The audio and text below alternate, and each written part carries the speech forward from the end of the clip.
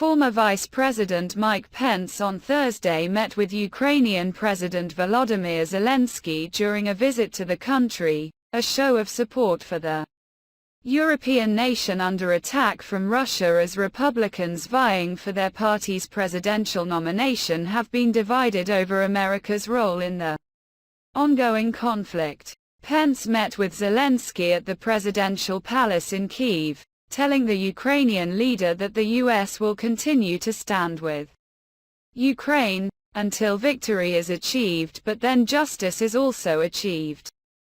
The former vice president made stops at 3 different cities and villages: Bucha, Irpin and Motion, outside of Kyiv, that had seen heavy destruction from shelling and gruesome violence against civilians under Russian occupation last year. He toured the wreckage, met with locals and laid flowers at memorials for those killed in the war.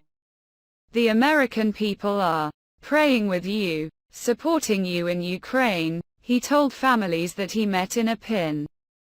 Pence has been a strong advocate for U.S. support for Ukraine against Russia's invasion, arguing that it's in America's best interests, and he is the first Republican presidential candidate to visit the nation.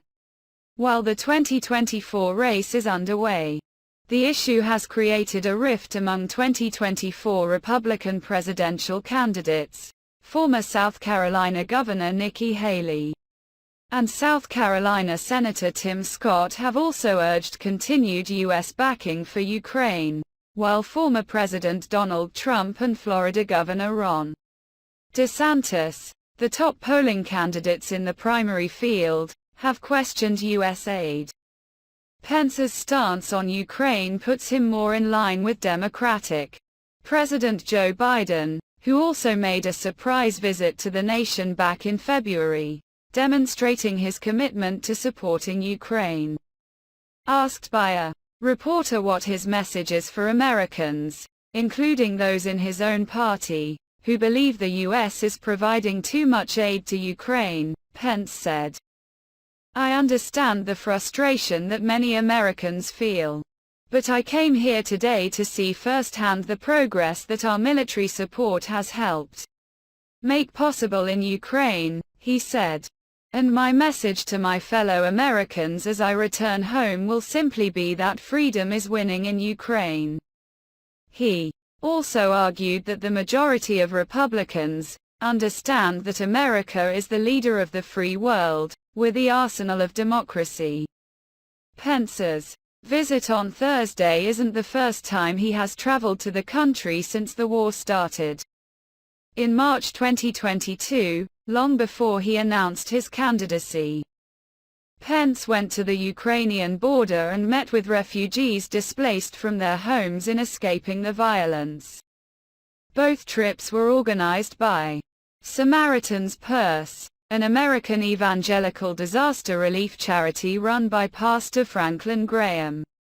Pence and his wife, former Second Lady Karen Pence, have volunteered with the organization.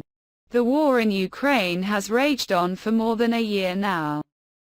Kyiv's counteroffensive is underway while Russia deals with the aftermath of a short-lived mutiny by the Wagner Group, a Russian mercenary group that had posed the greatest challenge to Russian President Vladimir Putin's grip on power in more than 2 decades. Russian missiles this week struck the eastern city of Kramatorsk, Ukraine, and a nearby village, killing at least 11 people and injuring dozens. Pence has warned that Russia may not stop at Ukraine and could threaten NATO allies, resulting in America having to send military troops. "Make no mistake, this is not America's war.